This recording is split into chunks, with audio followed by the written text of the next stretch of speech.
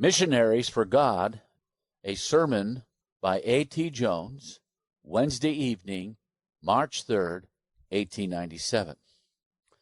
Our lesson last night closed with the founding of the first state known to history, indeed, the origin of the state. The scripture says of Nimrod's kingdom, quote, "The beginning of his kingdom was Babel, and Erech, and Akkad, and Calneh, in the land of Shinar. Out of that land went forth Ashur, and builded Nineveh." Our translation reads, "Went forth Ashur, and builded Nineveh." But the true idea is, as the margin gives it, he, Ashur, went out into Assyria, and builded Nineveh, and the other towns there named, so that the beginning of his kingdom was in Shinar, and the extension of it was to Assyria. Nimrod was not simply a mighty hunter of beasts, but also a persecutor of men. And the power which he had acquired, which he had got into his hand by his establishment and extension of his kingdom, he used to compel people to recognize his power and the God whom he served. So that from the first state that ever was in the world until the last one there will ever be in the world, every one of them has used against God the power that it had. I will state that again. Every state, from the first one that ever was, that is Nimrod's, until the last one that will ever be, that is this one, has used its power against God, against his truth, against his people, to compel people away from God. From the beginning to the end, that is the record of every one of them. When the world shall be ended, that will be the record of the kingdoms and the states of the world. Here is a statement from the first page article of the Review, April 14, 1896.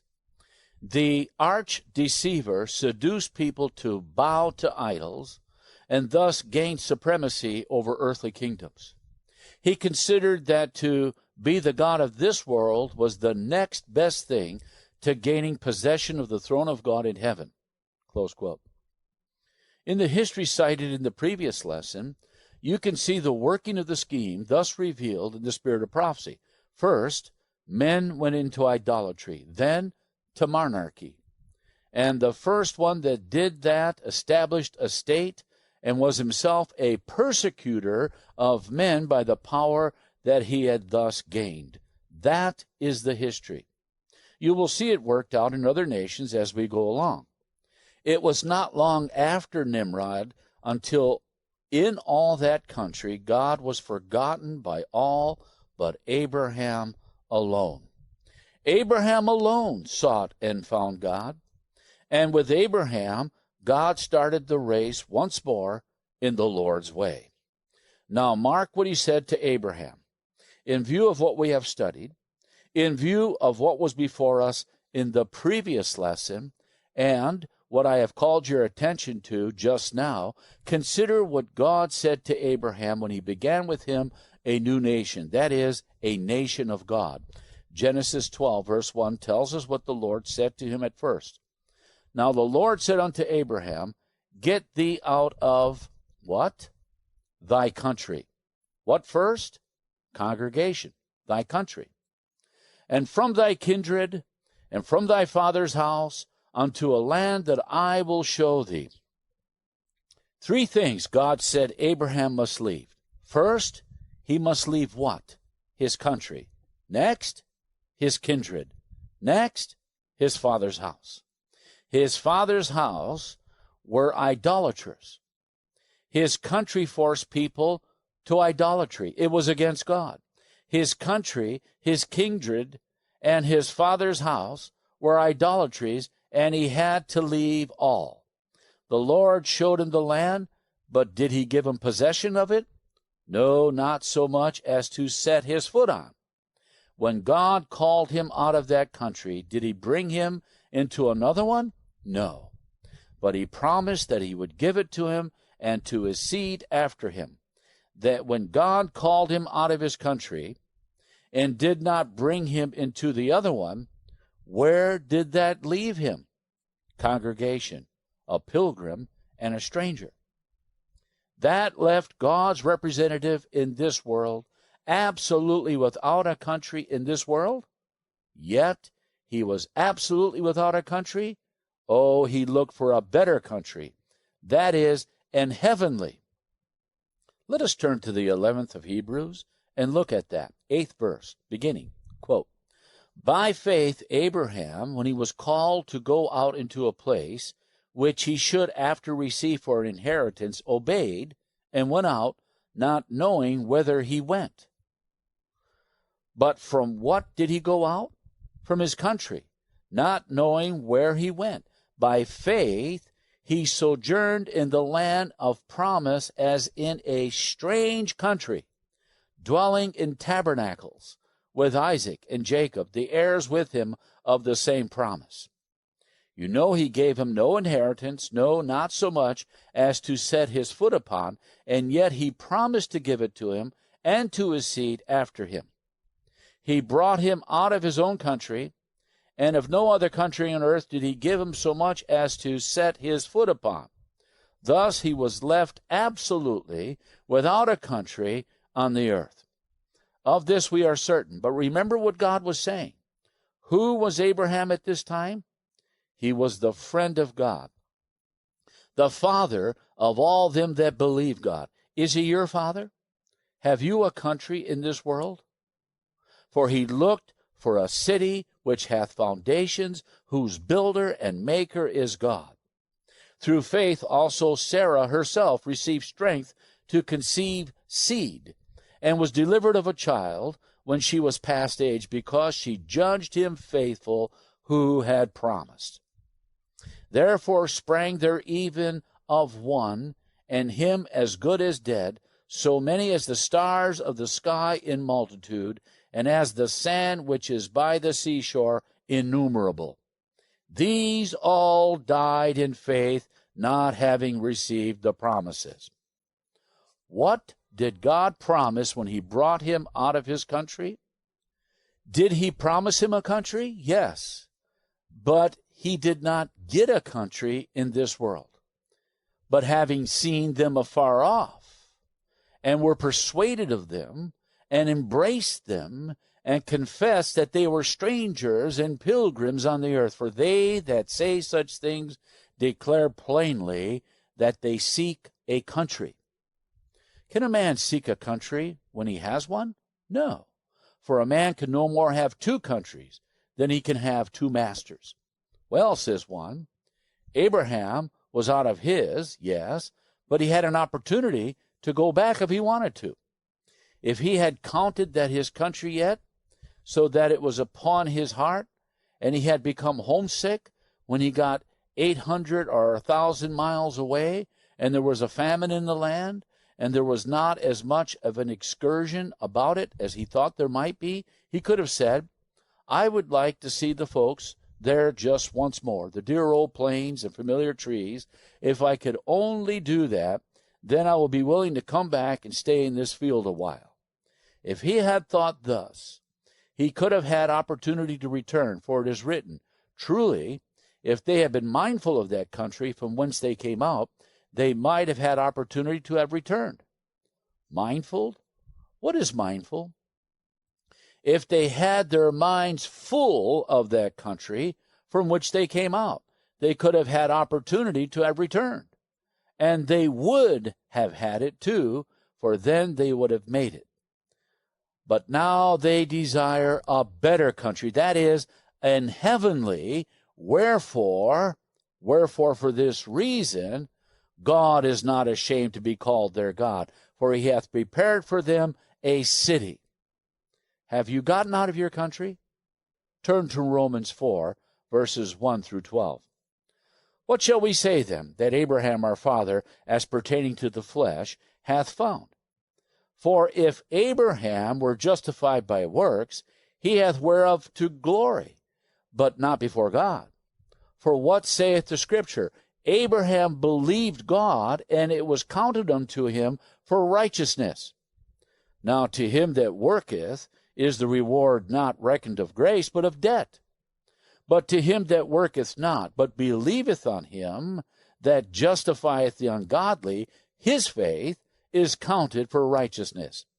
Even as David also described the blessedness of the man unto whom God imputeth righteousness without works, saying, Blessed are they whose iniquities are forgiven, and whose sins are covered. Blessed is the man to whom the Lord will not impute sin.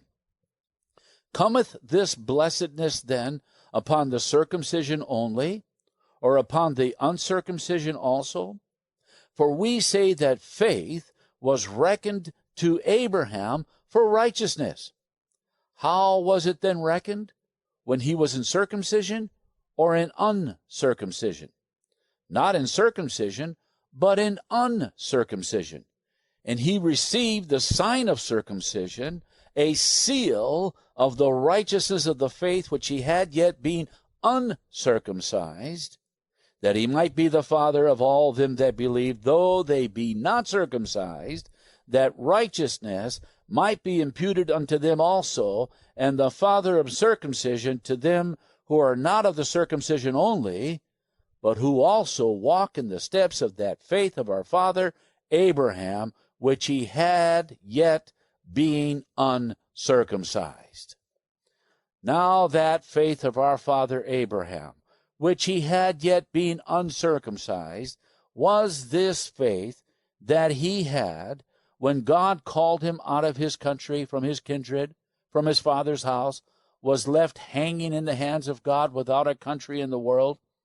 He is father to all those who believe, even though they be not circumcised, and all the others too, provided we all walk in the steps of that faith which he had when he was uncircumcised. If ye be Christ's, then are ye Abraham's seed, and heirs according to the promise. Thy seed shall be a stranger in a land that is not theirs. Are you his seed? Are you the seed of Abraham because you believe in Jesus Christ? Are you a stranger in the land where you are? If you are his seed, you are. Why? Because it is not your country. It is not your country anymore. Now, this is not theory. This comes down to practical, everyday religion now. Brother Dan Jones yesterday, you remember, was talking about missionaries going to Mexico. And he wanted missionaries that would go there and take their hearts along. Those who would leave their hearts in the United States, or whatever state it might be, when they went down there to do missionary work, he does not want, for then they cannot do missionary work. The Lord wanted Abraham to be a missionary to all people whom he should after meet on the earth, and he was that. But God knew, and every other one knows now who sees this as the Lord sees it, that no man can be a missionary in this world who has a country in this world. You and I cannot be missionaries in any other country if America is our country. We cannot be missionaries in America so long as America is our country. You cannot be a missionary even at home if you have not first got out of your country. That is so. It is so in the nature of things. Question, how do you make that out? We cannot make it out. I do not propose to make it out. The Lord has made it out, and you and I are to get it and believe it. For what are we missionaries in the world? Let us look at that. Why are we sent to be missionaries? Missionaries of what? What is our mission work? What is the object of it? Are we missionaries for America, or are we missionaries for God? Is America God's country, independent of all others on the earth? It is not good enough to be God's country, and it is not good enough for God's people, however good it is. You and I are to be missionaries for God, to call people unto God, to call them from where they are unto God, from sin unto righteousness, from darkness into light, from the country where they are into the better country which God has prepared. Now, if Germany is my country, and if my heart is there, it is my country. How can I call people to a country where I do not belong, which is not mine?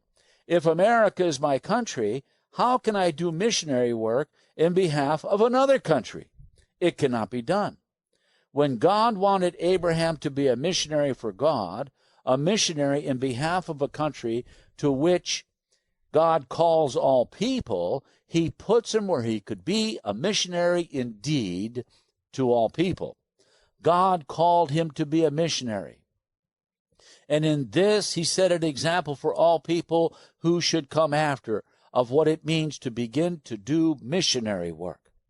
The first thing to do is to get out of your country. So if you are going to be a missionary in Nebraska, get out of your country. If you're going to be a missionary in Mexico, get out of your country first. For if you are going to be a missionary on the earth at all, the Lord says to you, get thee out of thy country. And then he follows it up and says, from your country and from your father's house, all these things hinder missionary work until you have gotten away from them and out of them. But when you have got out of your country and from your kindred and from your father's house, then wherever you are on earth, you are a missionary. You do not have to be that. You are that. Whosoever he be of you that forsaketh not all that he hath, he cannot be my disciple. And he that loveth father or mother more than me is not worthy of me. Get thee out of thy country, and from thy kindred, and from thy father's house, unto a land I will show thee. Now, a moment ago, I said again that this is practical Christianity every day, as it always has been by those who believe in God. Voice: how can a man stay in Nebraska and yet get out of his country? Answer: by being born again. If he has been born in Nebraska, he needs to be born again. If he was born in America, let him be born again, and he will be out of his country. If he was born in Germany, let him be born again, and he will be out of his country. Now, brethren, there is very much in this. There is nothing in this world that has hindered our missionary work so much as this repeated going to a foreign field of labor and preparing to return almost immediately. Every man among Seventh-day Adventist missionaries that has been in a foreign country knows this is a fact. And he does not have to go out of the United States to find it out. It has actually been suggested that it would be an advisable thing to get a second ship to bring home the missionaries that the Pitcairn takes out. As the Pitcairn takes them out, let another ship follow around in a short time when they get homesick and bring them home. Now, this thing will have to stop, or we will never be missionaries on this earth. The Lord does not want any such thing as that. If your heart is in this country, or if your heart is here with your kindred, if your heart is here in your Father's house, then for your soul's sake, and for the sake of the cause of God, do not go away from it till you get your heart away from all this.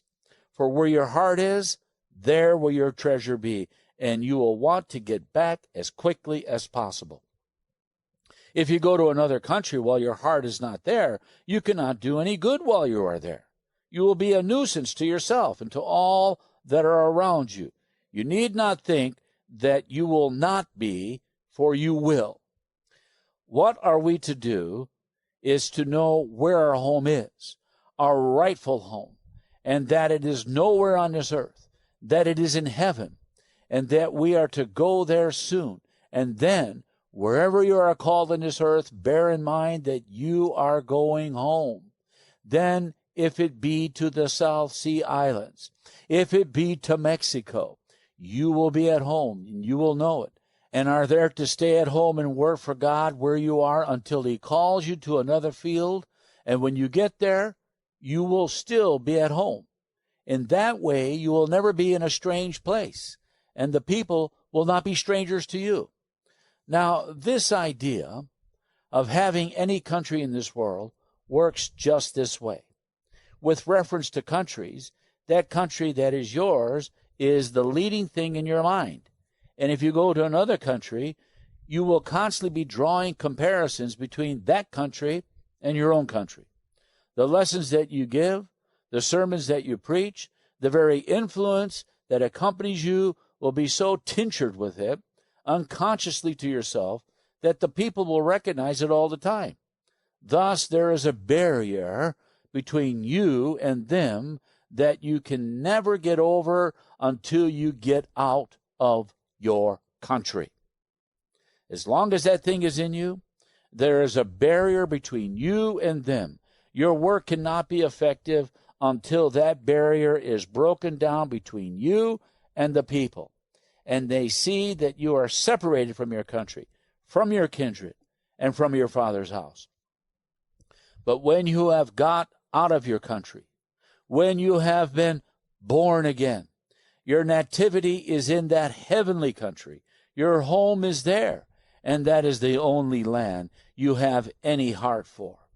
Then there will be no barrier between you and anybody on this earth, and you can take the gospel to every man in this world. You will meet a friend in everybody that you meet on earth. They will not be strangers to you. As a matter of fact, you can go among people in other countries, and you will find that they are just as good as the people in this one. A year ago last summer, I was in several of these countries. I was in Denmark, Norway, Sweden, Germany, Switzerland, Bohemia, Austria, Hungary, Bulgaria, Turkey, Greece, Italy, Holland, England, Ireland, Scotland, in all 16 different countries. Every one of these countries, every one in its place, was to me just as good as this country ever was. In many things, they are exactly alike. The water over there is just like the water in this country. Grass grows over there as it does in this country. The top grows up. The trees there, exactly as they do in this country, are exactly like the trees in this country. Even human beings are in shape and general appearance exactly as they are in this country. Well, when the hills, the rocks, the water, the trees, the grass, and the people over there are precisely like they are in this country, are they not just as good as these? I fail to see any difference. Elder Bellinger, would you be just as free to talk these things in all those countries as you are here? Certainly. I did preach just these things in those countries. You can preach the gospel anywhere. Brethren, I found good people every step of the way, and nothing but good people. I did not find any other kind. Honestly, I did not. People who were perfect strangers, whom I never saw before, whose language I could not understand, and who could not understand mine, would do everything they possibly could to help me along and show me and help me in every way they could. In the places where I was, the money that I had in my pocket was their kind of money. I could not read it. When I went to pay streetcar fare, buy a ticket for the train, or anything of that kind, all I could do was to hand out enough to be sure of it and let them take what I ought to pay for it, and they took it, and took no more than that, and gave me the right change. I tell you, brethren, mankind are just alike everywhere. The only difference is that in some places they're a little better than in others. That's all the difference I find. And the gospel? The gospel is the same. We know everywhere in the world. There's no question about that. And that gospel being the same everywhere, it is provided for all mankind. And all mankind being just as much alike and just as much the same as the gospel is, when you take the gospel in the Lord's way and you go to the people in the Lord's way, you will find it works just this way all the time and everywhere. While I was in Denmark, that to me was really the best country on the earth, and I enjoyed it with the people all around about me. While I was in Norway, to me that was the best country in the world. When I was in Turkey, to me that was the best country on earth. And if I were to seek a mission field, I would go straight to Turkey.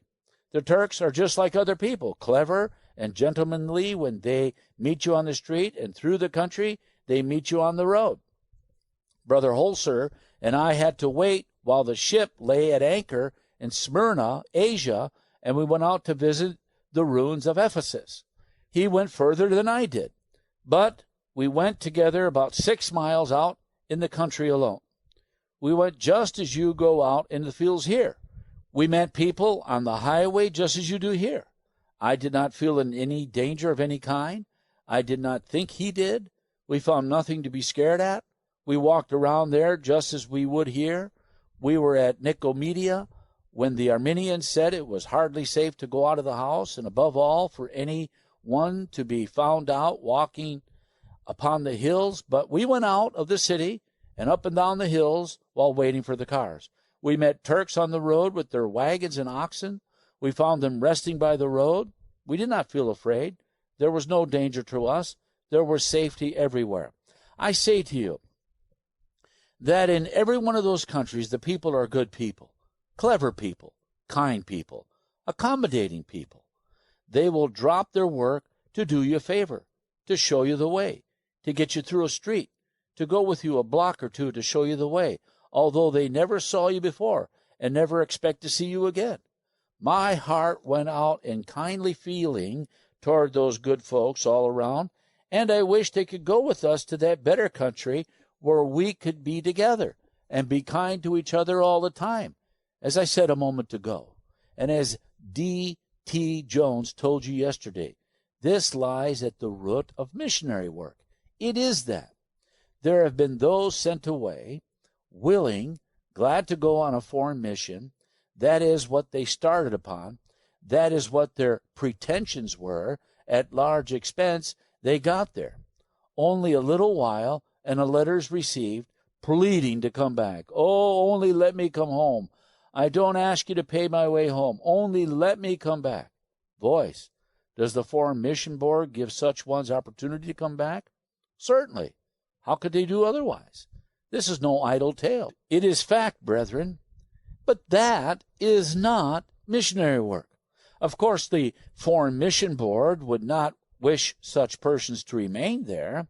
The best thing they could do was to let them come home, for the only place where they could do anything was at home.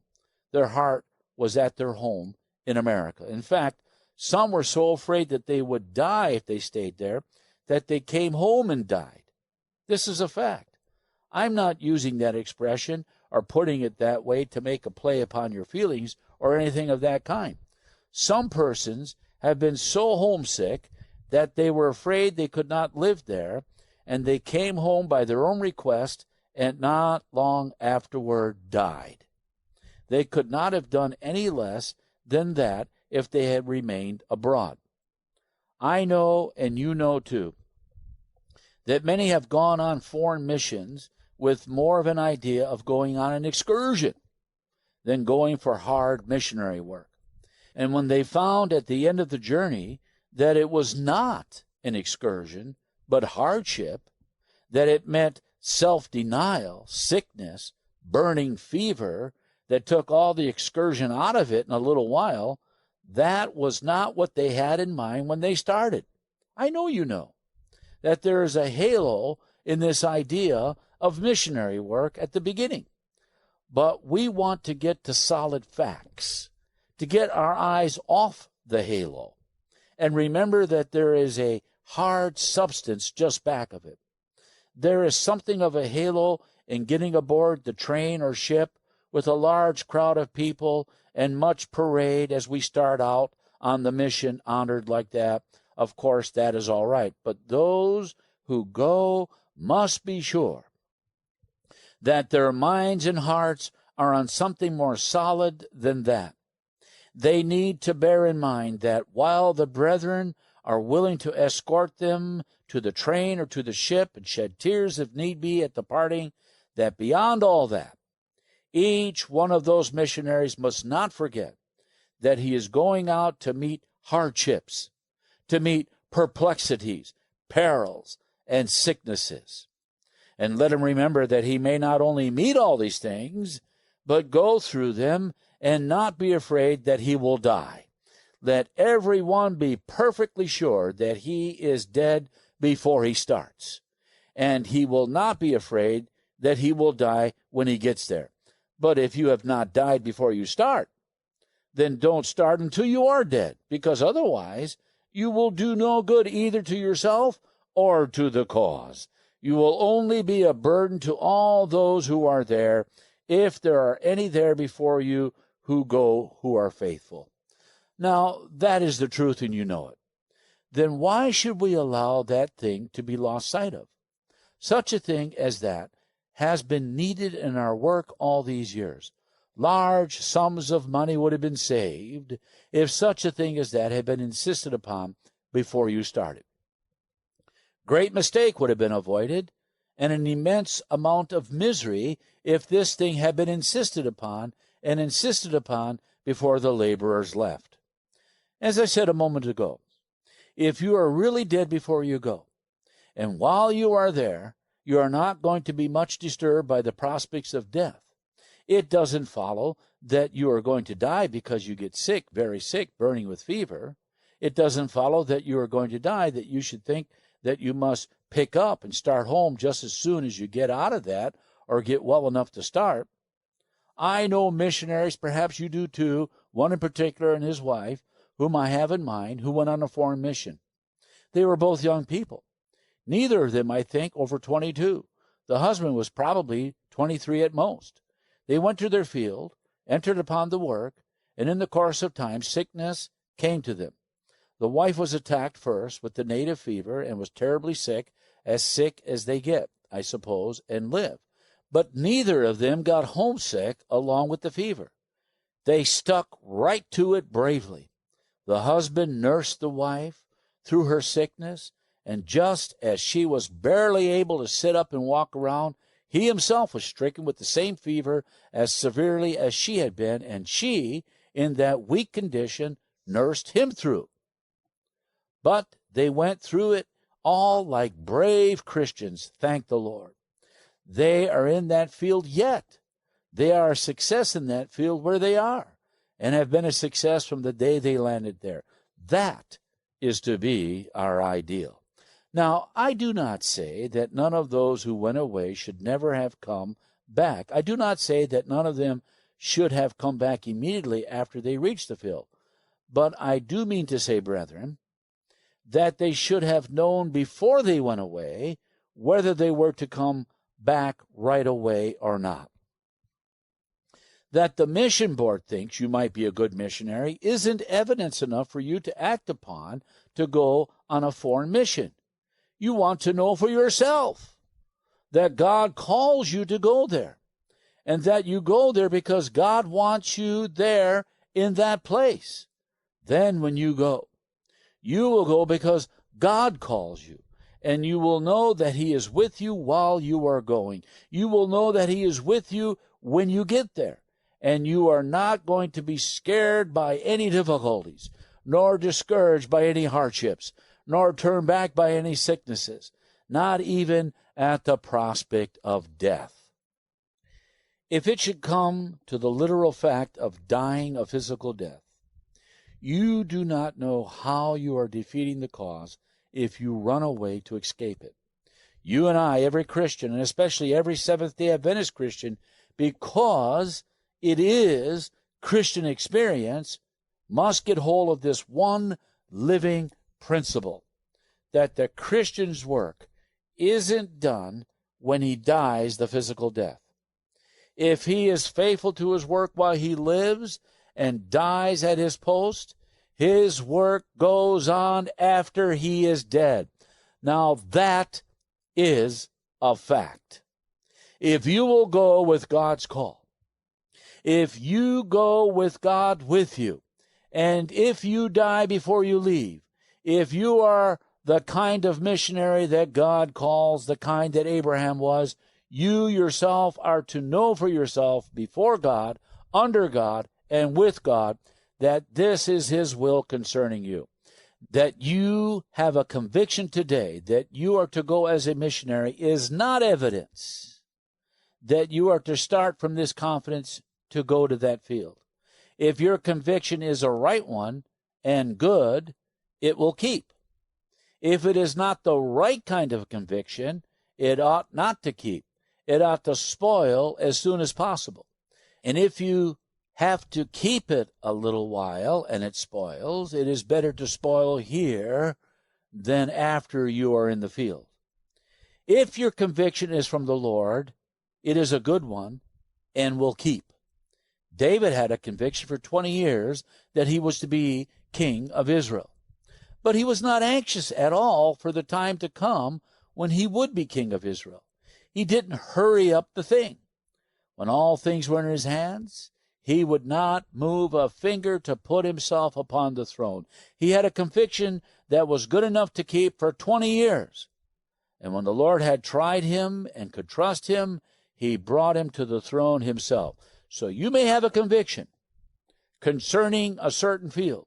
It may be from God. Now, do not attempt to carry out your own idea whether the missionary board believes in it or not, or whether the conference believes in it or not. Just wait for God and let Him tell other people that this is so. When we wait thus for God and then go, the Lord goes with us, and we know it. And He is with us while we are there, and we know it. That is our post, and we will stand at that post until God calls us away. And if He has used us there as long as He can, effectually alive, and He can use your influence better if you are dead, then the first thing for you to do is to lie down to die just a happy Christian, knowing that God will carry on your work after you are dead. The conviction that God put upon hearts by you while you were alive and talked to them will be deepened and strengthened and quickened by your good example after you are dead, and by it they will be brought to Jesus Christ. Are you willing, then, that God should preach the gospel by your death as well as by your life? Are you willing that He should preach the gospel by you dead, physically dead, and in the grave, as certainly as you are willing that He should preach the gospel with you alive and walking on the ground? If you are not ready to go on a mission. Now, I am going to read that from the Scriptures. Turn to the first chapter of Philippians. There is the example of that missionary whom God called as a pattern to you, as an example to all who should afterward believe on Jesus Christ to everlasting life. You remember the hardships of Paul. You remember his vicissitudes, his trials, his persecutions, his scourgings, his perils everywhere, and you know that he never faltered in any place where he was. Quote, "But I would ye should understand, brethren, that the things which happened unto me have fallen out rather unto the furtherance of the gospel, so that my bonds in Christ are manifest in all the palace and in all other places." Close quote. Verse 12. When this was written, he did not know what day the decree of the emperor would be carried out and he would be executed. He was expecting that. Now, think of all these things he passed through: the scourgings, the trials, the persecutions, the perils, the robberies, stoned once, dragged out of the city and left for dead. Now he says, I would that ye should understand that these things have happened unto me for the furtherance of the gospel. What was God doing through every one of these trials, sufferings, and perils? He was using the man to preach the gospel by him, so that when those people stoned him and dragged him out of the city and left him for dead, God's Holy Spirit was fixing upon their hearts the seal of His truth, that that man was of God, that the message he brought to them was of God. And if they rebelled against it, their perdition was sealed, and if they surrendered to it, they were saved. That is what God is to do by us. All that we are in the world for is that God may preach the gospel by us. Not so much we doing it as God doing it by us, whether by word or by influence, and God can do just as well by influence as by word. God will put gospel into our influence as well as in our words. We are always preaching by our influence just as well as by our words. Quote, "And many of the brethren in the Lord, waxing confident by my bonds, are much more bold to speak the word without fear. Some indeed preach Christ, even of envy and strife, some also of good will. The one preached Christ of contention, not sincerely, supposing to add affliction to my bonds, but the other of love, knowing that I am set for the defense of the gospel. What then? Notwithstanding every way, whether in pretense or in truth, Christ is preached, and I therein do rejoice, yea, and will rejoice, for I know that this shall turn to my salvation through your prayer and the supply of the Spirit of Jesus Christ, according to my earnest expectation and my hope, that in nothing I shall be ashamed, but that with all boldness, as always, so now also Christ shall be magnified in my body, whether it be by life or by death. Close quote. Is it not written then that God will use a dead man to magnify the gospel and the glory of Jesus Christ? Are you willing that he shall do it by you, when he can do it better with you dead than if you are alive? Dead indeed, but alive unto him. Then do you not see that in that good sense the Christian never dies? For all live unto him. Whether we live therefore or die, we are the Lord's. Are you? If you are the Lord's while you live, you are the Lord's when you are dead. And as certainly as God uses you when you are alive to preach the gospel, he will use you when you are dead to preach the gospel. And your work will not stop when you are dead. As certainly as yours is the work of Christ while you are alive, it will go on when you are dead. Your influence will tell, and God will do things by you after you are dead that he cannot do so well while you are alive. Suppose Paul should die. He expected it. Look at the 17th verse of the next chapter. But by the way, in view of this, what was he doing all the time? I therein do rejoice, yea, and will rejoice. And if I be offered upon the sacrifice and service of your faith, I joy and rejoice with you all. What did he refer to when he said, if I be offered upon the sacrifice and service of your faith? He was expecting daily that he would be offered up as a sacrifice of the faith of Jesus Christ. What was he doing about it? I joy and rejoice with you all. What were they to do? For the same cause also do ye joy and rejoice with me. Did he expect the Philippians to rejoice with him when his head was cut off? Yes, he says so. Brethren, when we get hold of the fact that the Christian's work does not stop when he is dead, he will not have so much of this resolving and sending sympathetic resolutions to people because somebody has died. Thank the Lord that though he is dead, his work is going on. Be glad of it. Not glad that he is dead, but glad that his work is going on. That God is using him better that way than if he were alive. Therefore, let God come in and have all the place, so that we shall be loving God with all the heart, and with all the soul, and with all the mind, and all the strength. That is what it is to be a missionary. And the first thing of all, in order to be that kind of missionary, is get thee out of thy country. This is the end of the sermon, Missionaries for God, number 2.